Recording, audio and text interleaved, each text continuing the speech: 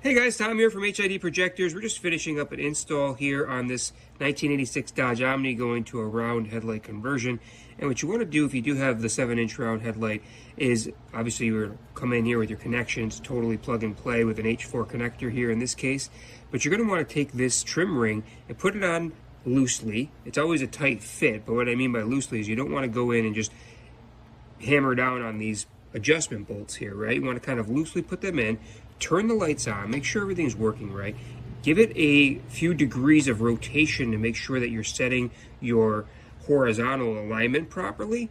Make sure your high beams work, make sure your low beams are working, make sure they match, get everything dialed in just right, and then start to kind of tighten these down, check your alignment again, go back and forth a few times.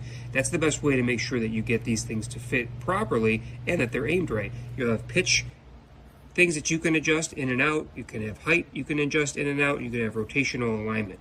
If you take your time and do all three of those, you'll end up with an awesome set of headlights with fantastic output. Thank you for watching.